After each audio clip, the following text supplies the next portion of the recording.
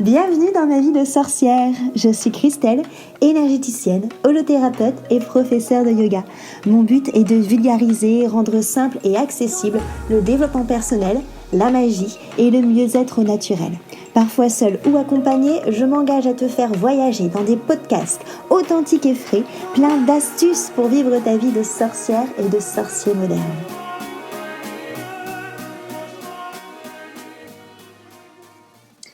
Bonjour à tous, bienvenue dans ma vie de sorcière. Donc moi c'est Christelle et aujourd'hui je reçois à mon micro enchanté ma copine Mathilde qui va venir vous parler de l'Ayurveda. Salut Mathilde. Salut. Alors dis-moi d'abord un petit peu, qu'est-ce que l'Ayurveda ? Alors l'Ayurveda, c'est une médecine ancienne qui nous vient d'Inde et c'est une médecine holistique, donc elle prend la personne dans son ensemble. Donc on voit vraiment les interactions entre ses pensées, ses émotions, son environnement, son travail, pour aller voir tous les plans de la personne. Très bien, et du coup c'est hyper intéressant. Et comment tu sais justement comment prendre la personne ? Est-ce qu'il y a des tempéraments, des choses qu'il faut savoir là-dessus ? Oui, alors cette médecine-là, elle est très connectée à la nature et elle part du principe que tout ce qui compose le macrocosmos compose aussi le microcosmos, donc nous, à savoir qu'on est tous composés des 5 éléments, donc le feu, l'air, l'éther, la terre et l'eau. Et en fonction de quel élément on a en nous, on a des doshas, donc des tempéraments. Donc on a tous ces 5 éléments-là en nous, mais on n'a pas la même apparence et les choses en général n'ont pas la même apparence parce qu'il y a justement des variations au niveau d'équilibre de ces éléments. Ok, voilà. Et du coup comment on sait quel dosha on est ? Alors on peut faire un test, il va y avoir en fait des questions qui vont être posées sur la partie physique de la personne et sur la partie mentale de la personne.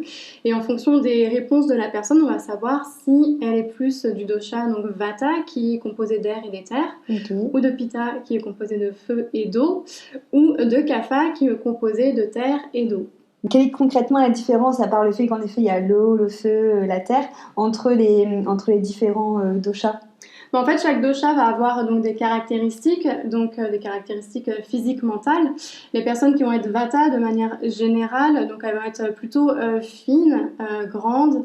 Elles vont avoir les cheveux un petit peu plus fins, le problème de sécheresse un petit peu au niveau de la peau, parce que donc c'est l'air, ça a des qualités de froid, de sec. Et au niveau du mental, donc ça a des personnes en fait qui ont un mental qui fonctionne vraiment à 200 km/h, beaucoup de pensées, éventuellement un petit peu d'angoisse, un petit peu de peur, d'anxiété des fois. C'est des personnes qui ont du mal donc, à avoir un rythme régulier en fait. D'accord. Parce qu'elles sont vraiment animées par ce vent-là qui met en mouvement les choses. Ouais. Les personnes Pitta, c'est des personnes donc, de corpulence plutôt moyenne. Il y a plus de feu en elles, donc elles ont une température du corps chaude. C'est des personnes chaleureuses de manière générale.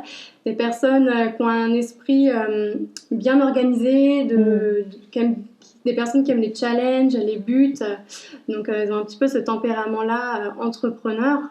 Et les personnes Kapha, donc elles ont plus de terre en elles. Donc c'est des personnes qui sont très ancrées, très attachées à leur quotidien, qui aiment bien leurs petites habitudes, qui n'aiment pas trop les changements. C'est des personnes qui sont très aimantes, qui sont très intelligentes, plutôt introverties. D'accord. Voilà. Et du coup, comment ça se passe en relationnel ? Est-ce que les Vata aiment les Vata, les Pitta aiment les Pitta, les Kapha aiment les Kapha, ou c'est un petit melting pot généralement ?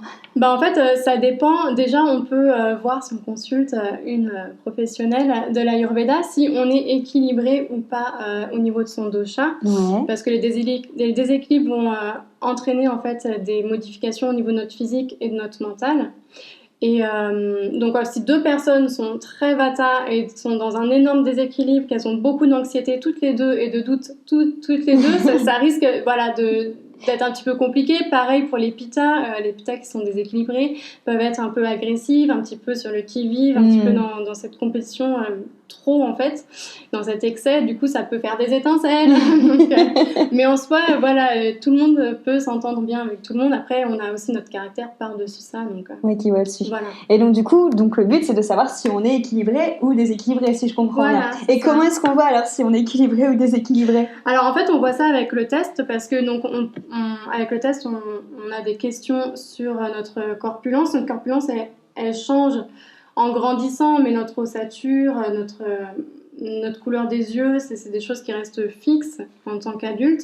Et après, on pose des questions au niveau du mental. Donc, on peut voir déjà s'il y a une différence. Et s'il y a des déséquilibres, en fait, on va venir réajuster tout ça avec différents éléments. D'accord, ok. Et du coup, avec quel élément tu vas venir réajuster tout ça? Alors, le premier médicament, entre guillemets, de l'Ayurveda, c'est l'alimentation. Ouais. Donc, on va vraiment privilégier de manger à certaines horaires et privilégier certaines saveurs. Après, il va y avoir les exercices physiques. Pour certaines personnes, on va devoir les faire bouger plus. Pour certaines personnes, on va devoir les ancrer plus. D'accord. Donc, faire des activités plus de méditation, de respiration. Les pranayama, donc les exercices de respiration, sont dans les éléments qui peuvent rééquilibrer.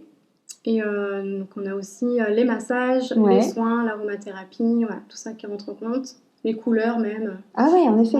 Ouais, donc c'est vraiment très poussé. Et donc du coup, quelqu'un qui veut justement se rééquilibrer, c'est bien qu'il prenne un petit peu de tous les outils, on va dire, ou il peut en avoir un qui préfère prédominant, qui choisit, ou...